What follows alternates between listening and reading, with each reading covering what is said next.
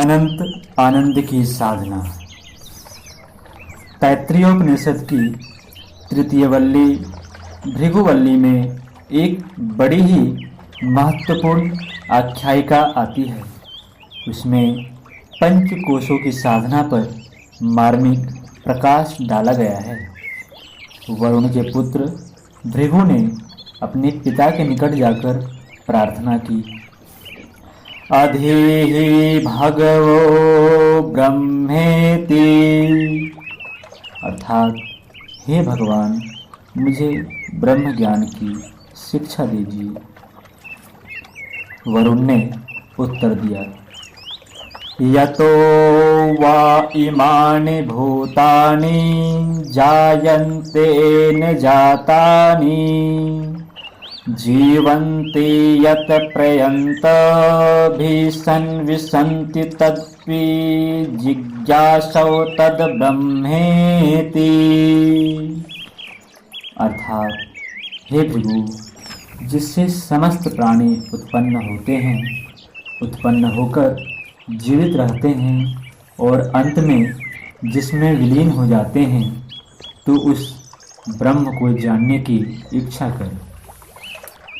पिता के आदेशानुसार पुत्र ने उस ब्रह्म को जानने के लिए तप आरंभ कर दिया। दीर्घकालीन तप के उपरांत भृगु ने अन्नमय जगत अर्थात स्थूल संसार में फैली ब्रह्म विभूति को जान लिया और वह पिता के पास पहुंचा।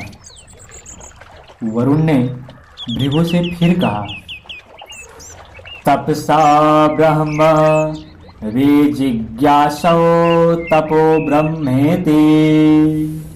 अर्थात हे पुत्र, तू तप करके ब्रह्म को जानने का प्रयत्न कर, क्योंकि ब्रह्म को तप द्वारा ही जाना जाता है। भृगु ने फिर तपस्या की और प्राणमय जगत की ब्रह्म विभूति को जान लिया और फिर वह पिता के पास पहुंचा। वरुण ने फिर उसे तप द्वारा ब्रह्म को जानने का उपदेश दिया।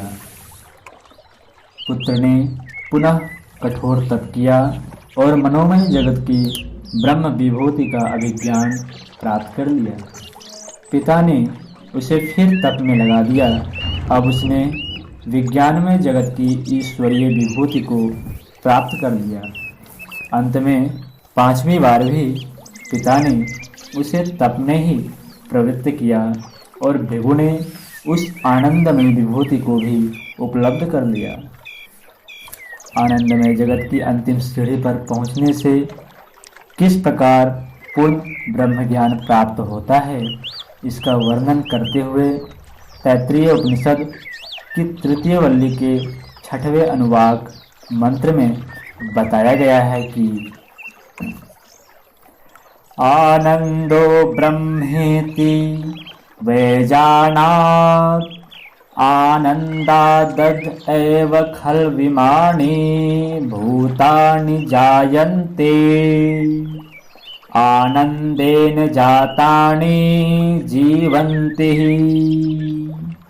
आनन्दं प्रयन्त्यभिसन्विशन्तीति शैषां भार्गवी वारुणे विद्या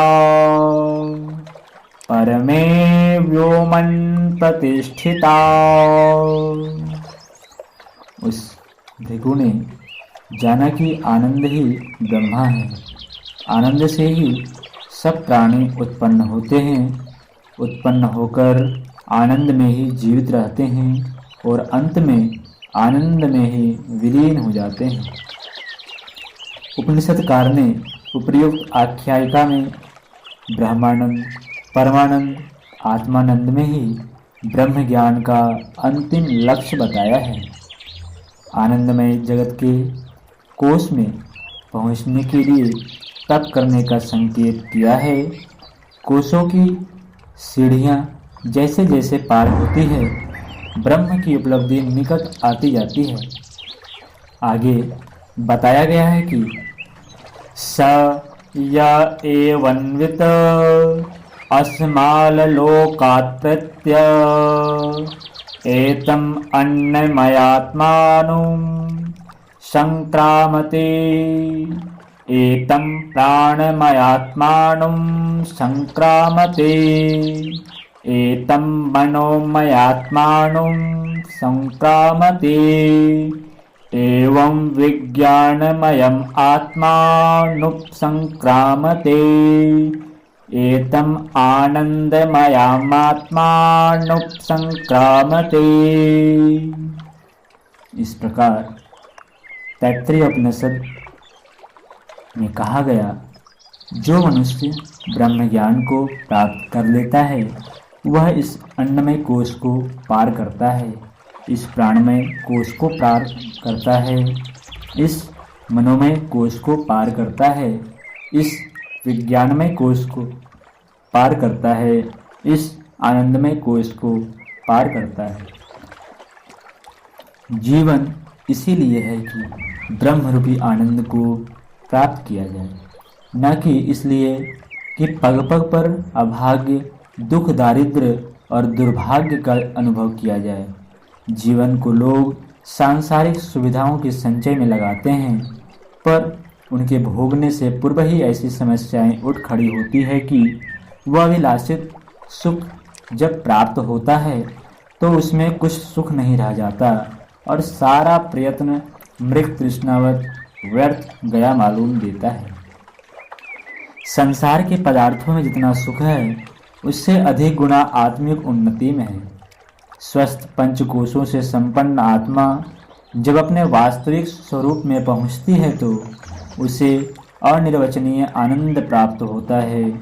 यह अनुभव होता है कि ब्राह्मी सती का क्या मूल्य और क्या महत्व है। संसार में क्षुद्र सुखों की अपेक्षा असंख्य गुणे सुख के आत्मानंद के लिए अधिकतम त्याग एवं तप करने में किसी प्रकार का संकोच क्यों हो? विज्ञ पुरुष ऐसा भी करते हैं। तैत्तिरीय उपनिषद की भृगुवल्ली में आनंद की मीमांसा करते हुए कहा गया है कि कोई मनुष्य यदि पूर्ण स्वस्थ, सुशिक्षित, गुणवान, सामर्थ्यवान, सौभाग्यवान एवं समस्त संसार की धन संपत्ति का स्वामी हो तो उसे जो आनंद हो सकता है उसे एक मानुषी आनंद कहते हैं। उससे करोड़ों अरबों गुने आनंद को ब्रह्मानंद कहते हैं। ब्रह्मानंद का ऐसा ही वर्णन शतपथ ब्राह्मण में तथा बृहदारण्यक उपनिषद में भी आया है। पंचमुखी गायत्री की साधना पंच कोशों की साधना है। एक एक कोश की एक एक ब्रह्म विभूति है। ये ब्रह्म विभूतियाँ वे सीढ़ियाँ हैं जो साधक को अपना सुख स्वादन कराती है, अगले सीढ़ी पर चढ़ने के लिए अग्रसर करती है। जीवन जैसी बहुमूल्य संपदा कीट पतंगों की तरह व्यतीत करने के लिए नहीं है। 84 लाख योनियों में भ्रमण करते हुए नर्तन बड़ी कठिनाई से मिलता है। इसको तुच्छ स्वार्थ में नहीं, परम स्वार्थ व परमार्थ में लगाना चाहिए। गायत्री साधना ऐसा परमार्थ है जो हमारे व्यक्तिगत और सामाजिक जीवन को सुख, शांति और समृद्धि से भर देता है। यदि विचार किया जाए तो यह आश्चर्य और खेद का विषय है कि ऐसा साधन सुलभ होने पर भी मनुष्य केवल पेट भरने और निकृष्ट भोग करने की स्थिति में ही पड़ा रहे अथवा इससे भी नीचे उतरकर छल कपट, चोरी व हत्या आदि जैसे जघन्य कृत्य करके नरकवास करने के दंड का भागी बन जाए। ईश्वर ने हमको इस कार्यभूमि में मुख्यतः इसलिए भेजा है कि हम सत्कर्म और सात्विकी साधना तथा उपासना करके दैवी मार्ग पर अग्रसर हों और जीवन को उच्चतर बनाते हुए अपने महान लक्ष्य को प्राप्त करें। दैवी मार्ग को अपनाने और जीवन को शुद्ध, पवित्र, परोपकारमय बनाने में ऐसी कोई बात नहीं है जो हमारी प्रगति में बाधा स्वरूप सिद्ध हो। गरीब से गरीब और सांसारिक साधनों से रहित व्यक्ति भी इसको अपना सकता है और गायत्री उपासना तथा सेवा में जीवन के द्वारा निरंतर ऊपर की सीढ़ियां पर चढ़ता हुआ उच्चतम शिखर तक पहुंच सकता है। इसके लिए मुख्य आवश्यकता श्रद्धा, लगन व दृढ़ आत्मविश्वास की है, जिसको मनुष्य अभ्यास द्वारा प्राप्त कर सकता है। पेंगलोपनिषद में लिखा है, अथ अन्नमय प्राणमय मनोमय विज्ञानमय आनंदमय पंचकोशाः अन्नरसेनैव भूत्वा अन्नरसेनानि वृद्धिं प्राप्यान्नरः समयपृथिव्याम् यद्विलीयते सो अन्नमय कोशः तदैव स्थूलशरीरं कर्मेन्द्रियैः स प्राणादिपञ्चकं प्राणमयः कोशः ज्ञानेन्द्रियैः सह मनोमय कोशः ज्ञानेन्द्रियः सह बुद्धिर्विज्ञानमय कोशः एतत् कोशत्रयं लिङ्गं शरीरं स्वरूपा ज्ञानम् आनन्दमयः कोशः तत् कारणशरीरम्। अन्नमय, प्राणमय, मनोमय, विज्ञानमय, आनंदमय, ये 5 कोश हैं। अन्न से बनने वाला, अन्न से बढ़ने वाला, अन्न में धरती में समा जाने वाला, यह अन्नमय कोश है। इसी को स्थूल कहते हैं। 5 प्राण और 5 कर्मेंद्रियों से मिलकर प्राणमय कोश बना है। ज्ञानेंद्रियां और मन के मिलने से मनोमय कोश बनता है। ज्ञानेंद्रियां और बुद्धि मिलने से विज्ञानमय कोश बना है। इन तीनों के मिलने से सूक्ष्म शरीर बना है, जिसके कारण ज्ञान होता है, वह आनंदमय कोश है। इसी को शरीर कहते हैं। अस्थि स्नायद्वादिरूपयं शरीरं भाति देहिनां यो अयन्मन्योहात्मा भाति सर्वशरीरिणः ततः प्राणमयोहात्मा विभिन्नश्चातरन्स्थितः ततो मनोमयो आत्मा विभिन्नश्चातरस्थितः ततो विज्ञान आत्मा तु ततो अयन्निश्चातस्त्वरः आनंदमय आत्मा तु ततो अश्चातरः स्थितः यो अन्नमयः सोऽयं पूर्णः प्राणमयेन तु मनोमयेन प्राणोऽपि तथा पूर्णः स्वभावतः तथा मनोमयो आत्मा पूर्णो ज्ञानमयेन तु आनंदेन सदा पूर्णः सदा ज्ञानमयः सुखम् तथा आनंदमयश्चापि ब्रह्मणोर्णयेन साक्षिणा सर्वान्तरेण पूर्णस्य ब्रह्मणेन नेकेनचित्। कट रुद्रोपनिषद अध्याय प्रथम मंत्र 22 में कहा गया है, प्राणियों में यह स्थूल अन्नमय शरीर दिखाई दे रहा है। इससे पृथक एक प्राणमय शरीर है, इससे आगे मनोमय शरीर है, फिर विज्ञानमय और उसके भीतर आनंदमय शरीर है। प्राणमय से आनंदमय, मनोमय से प्राणमय, विज्ञानमय से मनोमय और आनंदमय से मनोमय को पूर्ण करता है। इन 5 शरीरों से ऊपर एक सर्वव्यापी सर्वांतरमयी परब्रह्म है, वह अपने आप पूर्ण है, उसे अन्य कोई पूर्ण नहीं करता। गायत्री के 5 मुख इन 5 कोशों के अलंकारिक चित्रण हैं और इस बात की ओर संकेत करते हैं कि जो इन 5 कोशों का अनावरण कर लेता है वही अनंत आनंद की प्राप्ति करता है। अवतार श्रेणी के महापुरुषों को इसी महान उपलब्धि ने अवतार बनाया।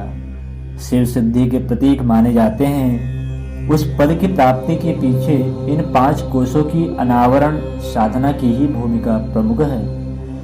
गायत्री मंजरी में इस संदर्भ में इन शब्दों पर प्रकाश डाला गया है।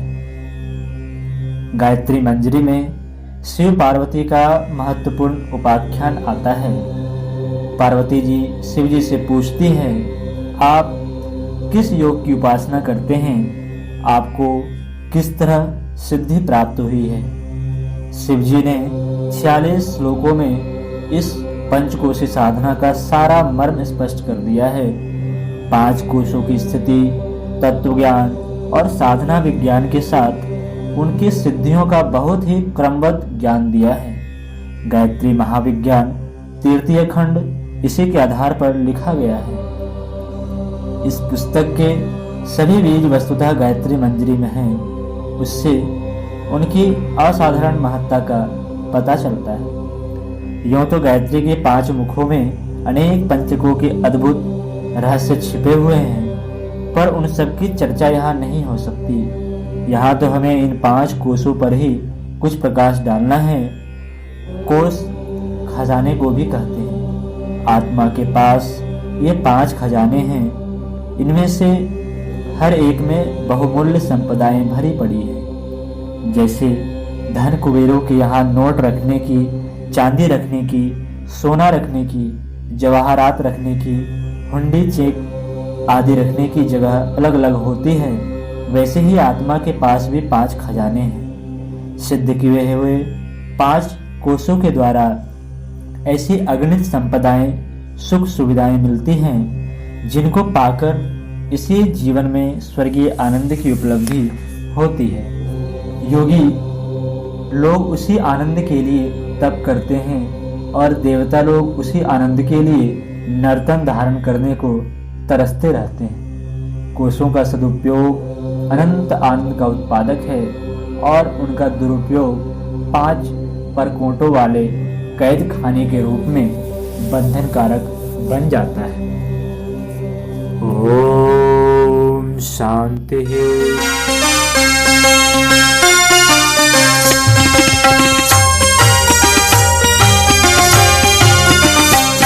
चलो गुरुदेव के सपने सजाने की शपथ ले लें।